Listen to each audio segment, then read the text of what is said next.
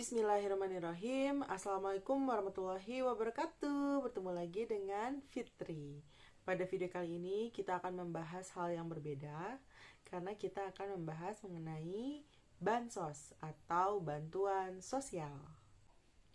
Ya, kita akan membahas mengenai PKH atau Program Keluarga Harapan. PKH ini merupakan bantuan sosial, merupakan program pemerintah khususnya Kementerian Sosial.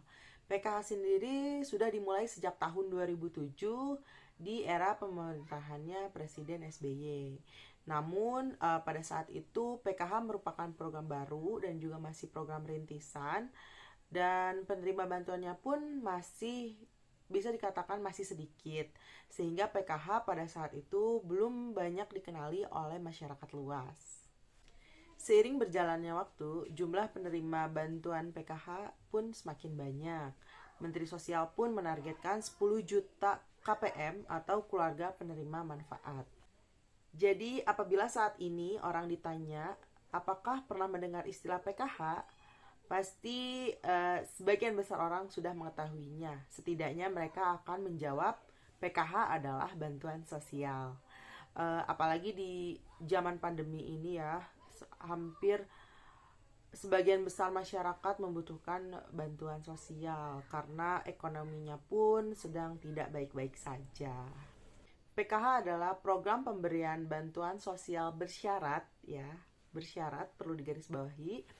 Bantuan ini diberikan kepada masyarakat yang kurang mampu yang terdapat pada DTKS atau Data Terpadu Kesejahteraan Sosial. Mengapa bersyarat? Karena keluarga penerima manfaat atau biasa disingkat KPM atau si penerima bantuannya itu wajib memiliki minimal satu komponen di dalam keluarga intinya. Ya, keluarga inti yang terdiri dari suami, istri, dan anak. Ya, komponennya itu apa saja? Jadi yang pertama yaitu komponen kesehatan yang terdiri dari ibu hamil, bayi, ataupun balita. Khusus ibu hamil, ini harus kehamilannya itu maksimal kehamilan kedua.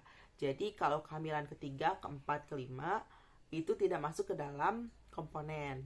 Kemudian bayi usia 0 sampai 1 tahun dan juga balita usia 1 sampai 6 tahun.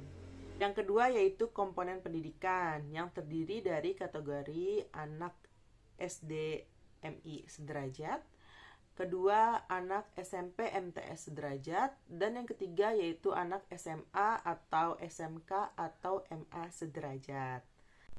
Yang ketiga yaitu komponen kesejahteraan sosial yang terdiri dari lansia dan disabilitas. Untuk lansia di sini ada batas usianya yaitu harus lebih dari 70 tahun dan disabilitas masuk ke dalam disabilitas berat. Nah, jadi keluarga penerima manfaat atau KPM itu harus memiliki setidaknya satu kategori dari ketiga komponen yang tadi sudah saya sebutkan. Apabila peserta atau penerima manfaat tidak memiliki komponen, maka KPM tersebut harus keluar dari kepesertaan PKH. Jadi misalnya dia memiliki satu anak SMA, misalnya anak SMA-nya kelas 12, dia masih mendapatkan PKH. Tapi ketika anaknya lulus, maka keluarga tersebut sudah tidak bisa lanjut lagi mendapatkan bantuan, atau apa bahasanya ya, lulus gitu ya, lulus, atau kalau di PKH ini disebutnya graduasi. Jadi dia keluar dari kepesertaan PKH karena tidak memiliki komponen. Kemudian kategori-kategori dari setiap komponen tadi pun akan mempengaruhi jumlah bantuan yang diterima oleh KPM. Mungkin di sini bisa dilihat tabelnya.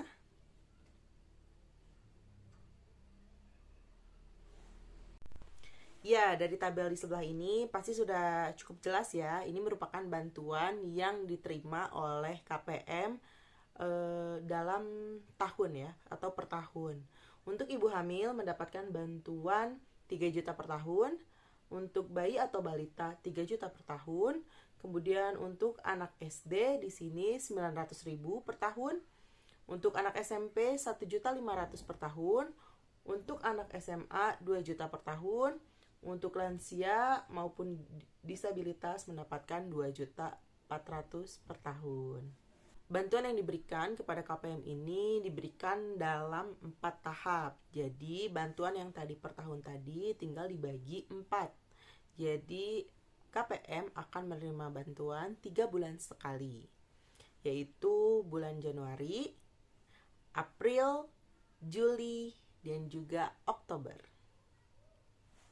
Kemudian bagi keluarga penerima manfaat di sini mungkin bisa menghitung sendiri ya bantuannya berapa sih yang seharusnya ibu-ibu atau bapak-bapak terima. Kita mungkin memberikan satu contoh kasus ya.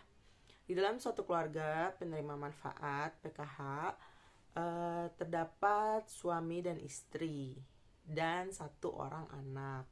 Si ibu sedang hamil 7 bulan, anak kedua, dan anak yang pertama itu misalnya berusia 2 tahun. Nah, jadi berapa nih bantuan PKH yang keluarga tersebut dapatkan? Nah, tadi kan istrinya ibu hamil ya. Dalam 1 tahun itu dia mendapatkan 3 juta, berarti kalau dibagi 4, 750.000.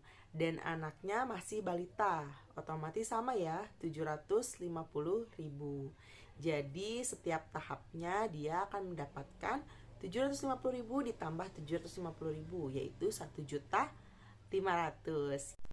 Ya, jadi 1.500.000 setiap 3 bulan sekali. Keluarga penerima manfaat PKH bukan hanya berhak mendapatkan bantuan sosial, tetapi mereka pun memiliki kewajiban yang harus dipenuhi. Untuk gambaran besarnya, misalnya komponen kesehatan wajib memeriksakan kesehatannya ke fasilitas kesehatan. Untuk komponen pendidikan, wajib orang tua menyekolahkan anaknya. Kemudian untuk komponen kesejahteraan sosial, untuk lansia wajib mengikuti kegiatan sosial ataupun pemeriksaan kesehatan. Dan untuk disabilitas, untuk keluarganya wajib merawat yang disabilitasnya. Seperti itu untuk kewajiban. Sebagai gambaran besarnya seperti itu ya. Ada lebih detailnya mungkin nanti di next video. Oke, selanjutnya kita akan membahas penyalurannya seperti apa, memberikan bantuannya seperti apa. Uang bantuan PKH diberikan secara non tunai. Jadi KPM akan mendapatkan KKS. Seperti ini ya gambarnya. Jadi ini merupakan KKS atau Kartu Keluarga Sejahtera. KKS diberikan oleh Bank Himbara atau dibagikan oleh Bank Himbara yang sudah ditentukan. Bank akan membagikan kartunya kepada keluarga penerima manfaat yang sudah valid.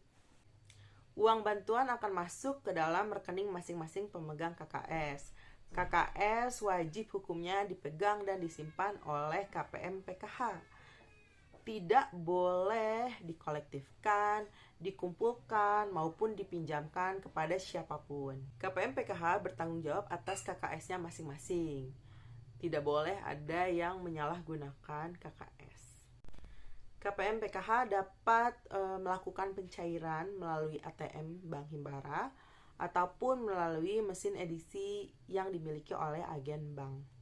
Ya, mungkin itu tadi gambaran besar mengenai program Keluarga Harapan, gambaran umum ya. Jadi itu masih umumnya, belum terlalu detail mengenai PKH. Oke, mungkin itu dulu untuk video kali ini. Saya mengucapkan mohon maaf bila ada salah-salah kata. Terima kasih untuk yang sudah menonton. Sekian dari saya. Wassalamualaikum warahmatullahi wabarakatuh. Dadah.